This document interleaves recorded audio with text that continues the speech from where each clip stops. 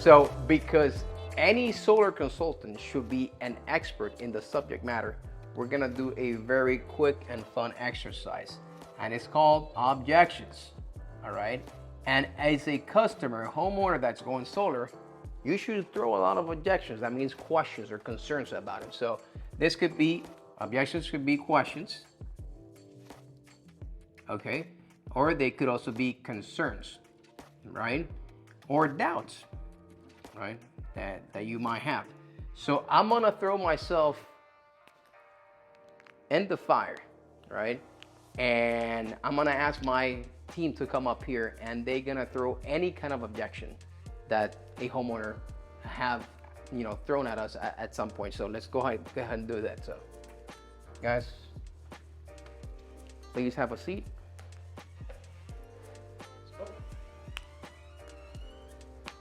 All right, so we were saying that a lot of things that happen through the consultation are questions, concerns, and doubts.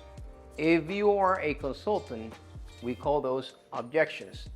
If you are a customer or a client or prospect, we just call them questions, concerns, and doubts. So I'm gonna throw myself again in the line of fire, and I wanna ask you guys each for 2 objections, and we can try to answer those in the next 5 minutes. So who will volunteer for the first one? You got it? Okay. I'll go for the first one. So, obviously, living in South Florida, it's always, hurricanes are a concern, right? It's always a subject of talk for everything that you do in your home. How does this really affect panels and, the installation process that you use? Got it. So the concern is hurricanes, right? So we live in South Florida, we have hurricanes. Are my panels gonna fly away or not, kind of thing. So you should know that to be a solar contractor in the state of Florida, you need to go through the certification, and everything per the Florida Building Code has to withstand Category 4 wind loads. That means 180, 175 plus miles an hour. So they're not going to fly away. The only way that they're going to fly away if it's the roof is flying away. And at that point you have a bigger problem. So we attach them to the trusses of the roof. If it's a tile, if it's a shingle roof or a flat roof, they should be attached to the trusses. If it's a standing seam, they will be attached to the standing seam. It's not going to fly away. Next objection. What about the homeowners association? Will they approve solar panels? We love HOAs.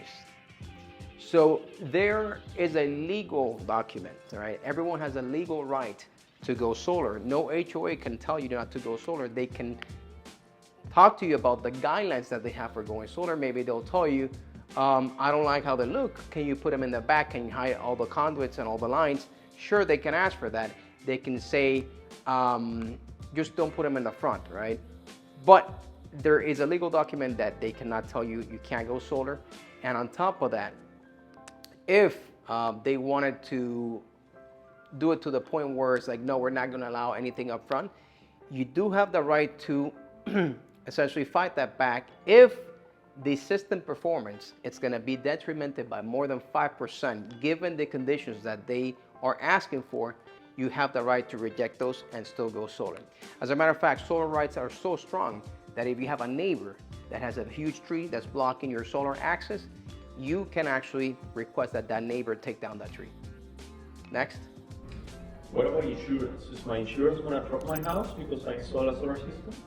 That's a very good question or concern. Insurance, especially down here in Florida, where insurance is becoming a bigger hurdle or issue, not just for solar, but for, in general.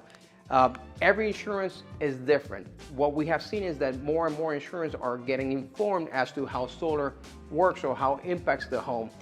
Once they understand that a solar system is actually going to make the house and the roof stronger because it's a brace on top of the structure, they will not see it as a risk. Not all agents understand how this works, and so you might have insurance companies that they'll tell you straight out, I'm going to drop you if you have solar panels, just because they don't have a program. But we used to see those a lot. It's getting better to the point where, okay, now they have a program for solar. Here's the guidelines that we need to have. Very good question. Next. So, as of today, you can actually do a one-to-one net metering, right? what happens if that goes away to a customer who has just recently gone solar? So net metering is the ability to trade power with the utility. Right now, for the most part, in South Florida, the utility is allowed to trade power at a 1-to-1 ratio rate. That means every single unit of energy or kilowatt hour, you get back at the same rate. You do not lose any value. When they take that out, not if, but when they do take that out, people will need to have batteries if they don't have a net meter agreement or contract for the, for the 20-year term that it's available right now. So that means is you will need to have batteries to store any excess energy that you produce so that you do not lose the value by trading power with the utility. Very good question. We have time for one or two more questions or objections or concerns.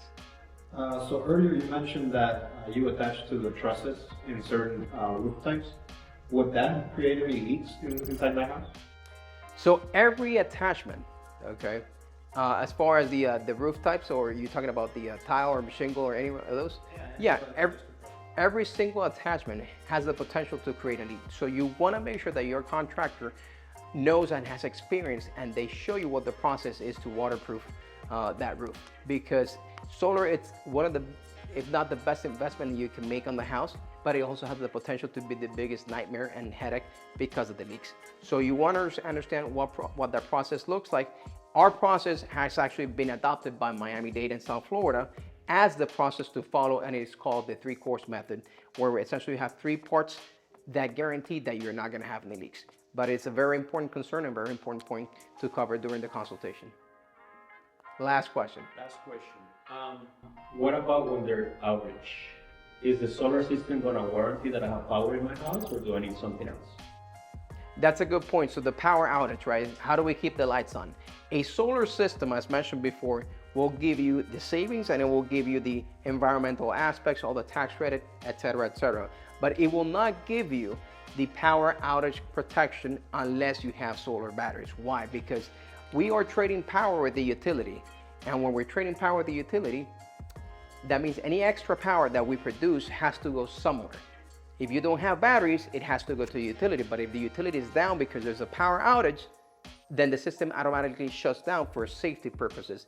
Why? Because if you're sending power back to the grid and you have, line workers trying to fix a transformer or a line or something, you would electrocute them. So to avoid that islanding effect or anti-islanding, you would have batteries. The batteries actually close the loop, and they control and throttle back the solar system so that any excess that you produce can go to the battery. So you definitely need to have batteries if you want power outage protection.